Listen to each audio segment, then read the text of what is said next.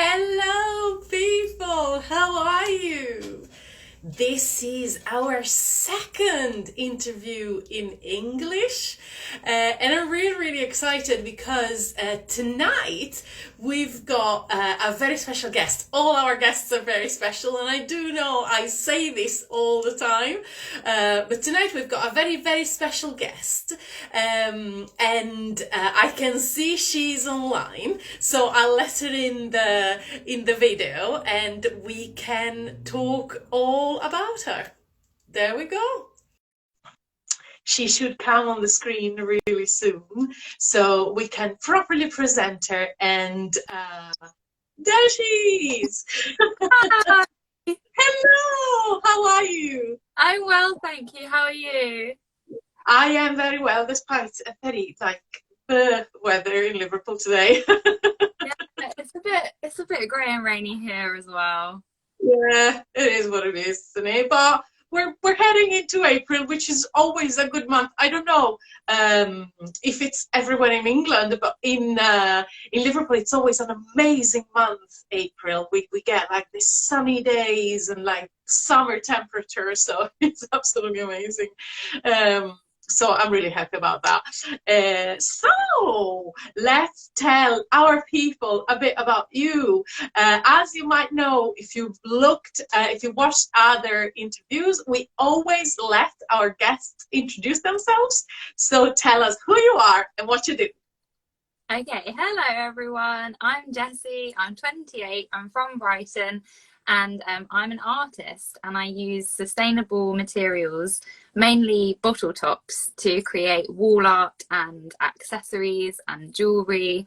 And everything that I put inside the bottle tops is mainly recycled materials. So I recycle magazines, newspapers, postcards, greeting cards, all sorts, and I love it.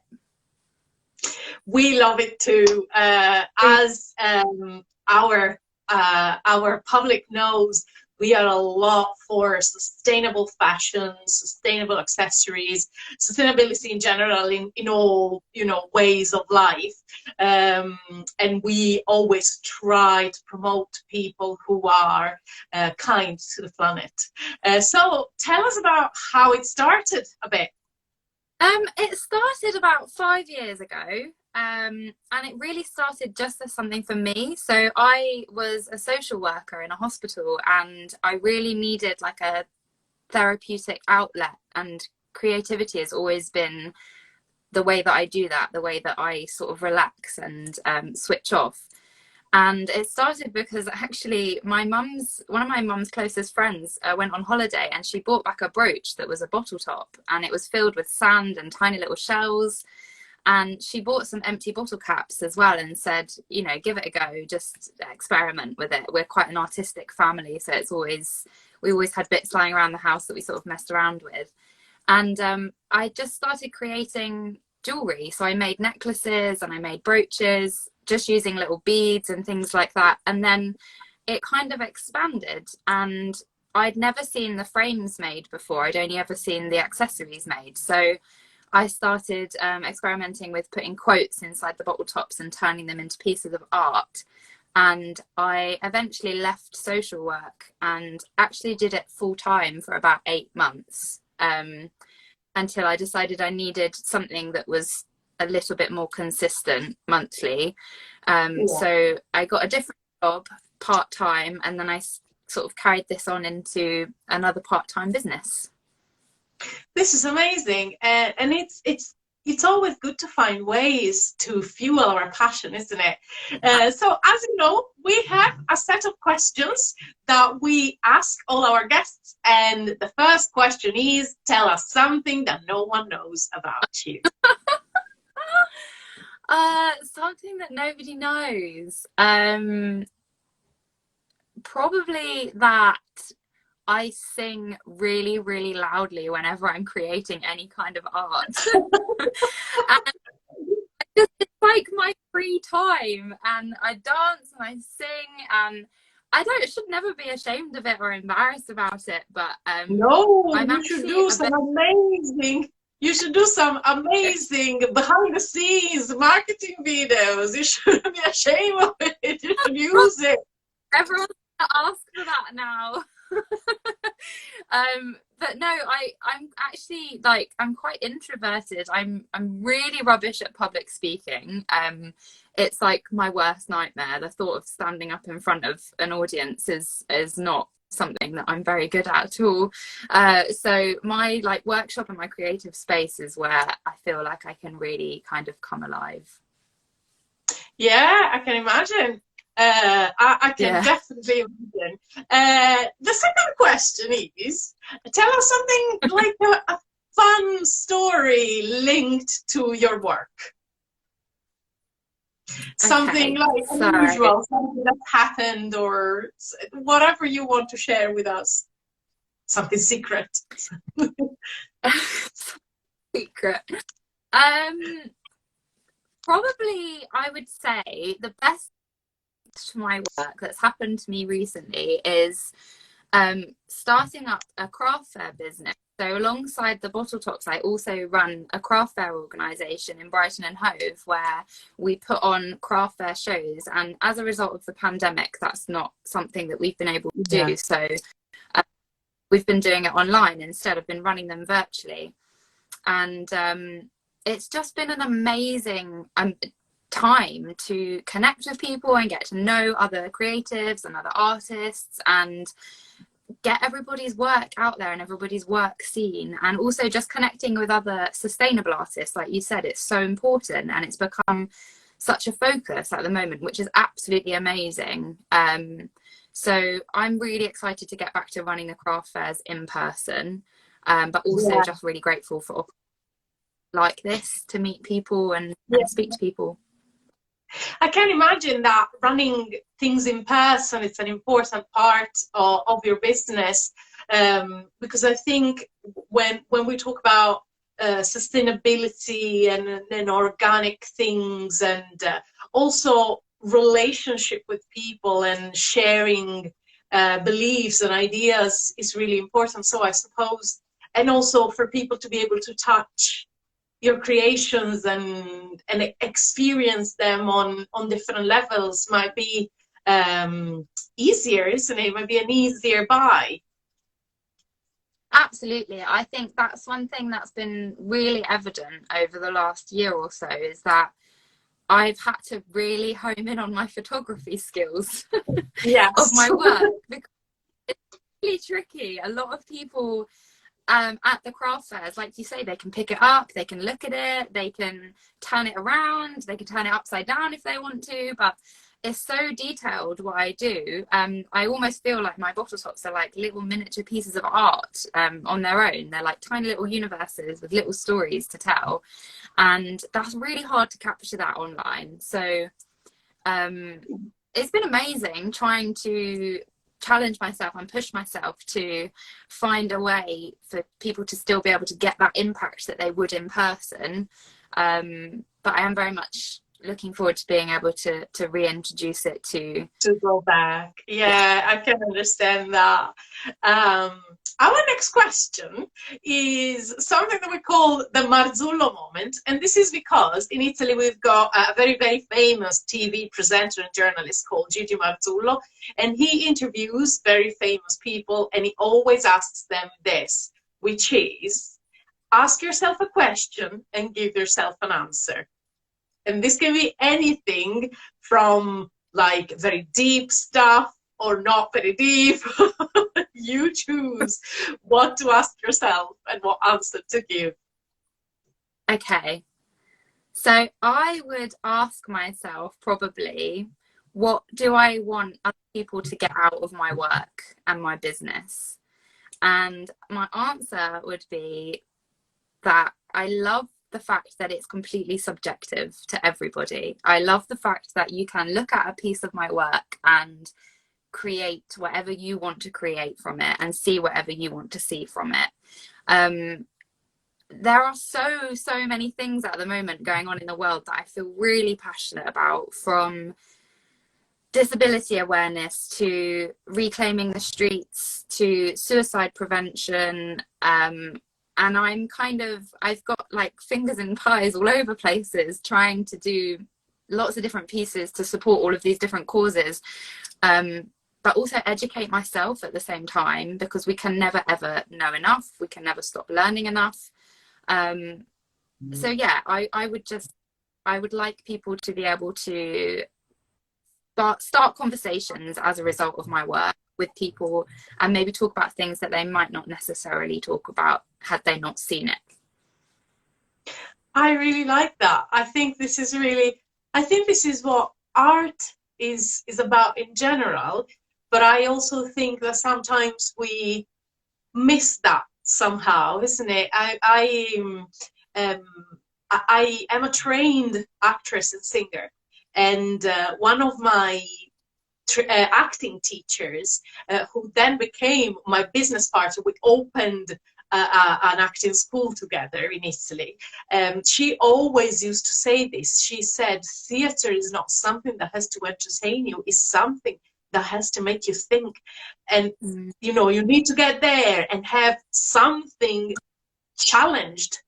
It's your beliefs or your, you know, whatever. If you come in and get out and you feel like the same person, then theatre has failed. And I think this applies to the whole of the art, isn't it? Whatever type of art. I think it needs to move something. And as you say, if it starts a conversation, then it's done its job.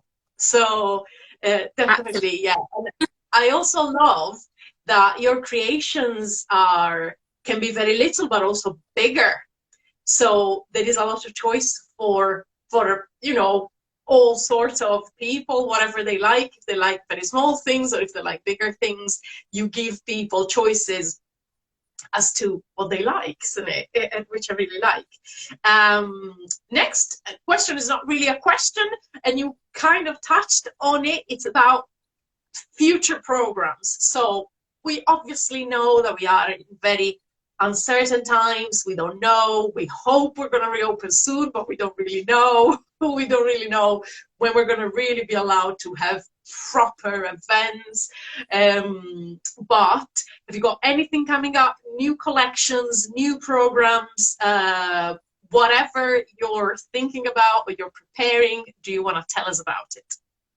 So the first thing that comes to mind is the virtual craft fair that I'm running at the end of the month with my craft organisation company, which is Bow Natural Events. That's on the 27th of March, and it's completely free, and that's just another platform for artists and creatives to be able to showcase their work and maybe make a few sales, or just connect with other like-minded people.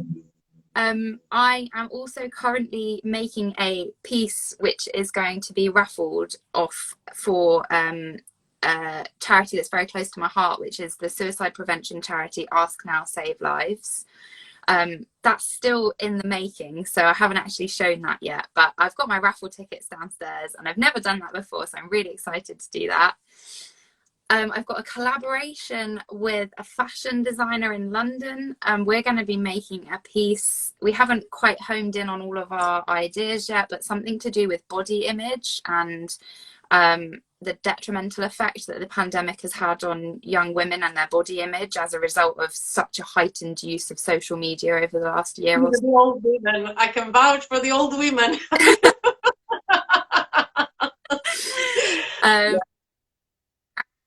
I'm also partnered with an organisation in Brighton where I collect the bottle tops off of the Brighton seafront. So there's a beach clean that happens daily. It's called Take 3 for the Sea. So every time you go to the seafront, obviously at the moment, making sure that you wash your hands and wear gloves if you feel you need to. So I'm partnered with them, and they're giving away one of my pieces at the end of the month as well. So how nice. That's really, really nice. I think it's amazing, and I think it really fits in really well with what you do. So amazing, absolutely amazing. So lots of things happening, and this also proves that the pandemic can't stop you if you don't want to be stopped. No. Which is something I always tell everyone I know, especially my clients. So next question is, give us an inspirational quote or a phrase or a motto you live by, something that you think has a meaning and can make people think. Okay. I'm just going to say the first one that came to my mind. I don't know how evocative it is in terms of making people think, but it's kind of one that I live by. And it's one that I've used multiple times in my work, which is, if not now, when? I have created many pieces with this quote because I've been extremely lucky and privileged in the past to be able to see the world in terms of going away. And it's really also been my sort of escape from, I don't know, just how difficult life can be sometimes, you know, being able to take yourself out of your comfort zone and be in a different place. It doesn't have to be a different country, just a different place, doing something different, being somewhere different, seeing something different, experiencing new things is really important to me. This is how I switch off. It's how I find my inspiration. So, and if not now, when is also just really, it's really powerful in terms of if you feel anxious or nervous or worried about something, when you do it, you always feel better. So it's just a really powerful statement to me, and it's something that I remind myself of. You know, I could say, oh, I will do it, I'll do it in 2 months time, and then 2 months time comes and I'm still feeling anxious about it. So just do it, and then good things will happen. Yeah, and I also think if this pandemic has taught us one thing, is that our freedom can be cut off at any time. And Yeah. that if you have the opportunity to do something then and then, I know I am regretting. My family lives in Italy. One of my sisters lives in France, and my family lives in Italy, split between two places, Sardinia and Milan. And I know I've spent the last year sitting here and thinking all the weekends I had the opportunity to spend with them, and I didn't do it because I wanted to work. I thought it was better to wait for cheaper tickets. You know, all these things that now don't make any sense because now I haven't seen my family in 18 months. And I just think this obviously applies to me because of the travel, but because of anything else, there is so many people. I am one partner of Miss Plather, but I'm also a business and marketing consultant. And some of my clients actually started a business now telling me I have been putting this off for years and years and years. And the pandemic gave me the kick because I thought if something else comes like this and I die, I'm not going to be able to do it. Which is really a bit of a dramatic way to think, isn't it? But it is also true, and that our freedom can be cut at any time. So I think it's a very powerful statement, and you don't have to think so dramatically, but the reality is, if you've got the opportunity to do it now, why not? And the only thing that can happen is that you do it, something goes wrong, and you're in the same position you were before. So, isn't it? Nothing has changed. Yeah. Yeah. So listen, we are actually at the end of the questions that we usually ask our guests. I will remind all our viewers that this video will be available on replay on our YouTube channel, on our Facebook page. You're going to see it here on Instagram TV. We are going to have a selection of your photos on our Facebook page so that people can actually see what you do. There's going to be all your contacts, but give us your contacts now. So the best way to get in touch with me if you'd like to buy anything, or if you want to talk about a commission or anything like that, or just ask me any questions about my work, is probably through Instagram. I have a website. You can send me an email via my website or Facebook, which is BeauBottletops. So website, Instagram or Facebook is absolutely fine to get in touch. Fantastic. And also, obviously, you are in the UK, but do you take commissions from anywhere in the world? I do. I've never actually shipped anywhere other than the UK, but absolutely, I'm happy to send my work wherever people would like to receive it. Fabulous. This is very important for us because we have a chunk of people in the US, we have a chunk of people watching from Australia, we know obviously we have people from Italy, so it's really important that people know that wherever they are, it doesn't really matter if they're not in the UK. No. Listen, thank you so much for being with us. It's been a pleasure. And as you know, we love your work. And what we're going to do is, we usually, when we do the interviews, after a couple of months, we check on you. We do another little live together to see where you are at and what's the next steps, what's the next program. So we will be speaking to you very soon anyway. That would be and thank you so much for being with us today. Thank you. It's been really great. Thanks for inviting me. Thank you. We'll speak to you soon.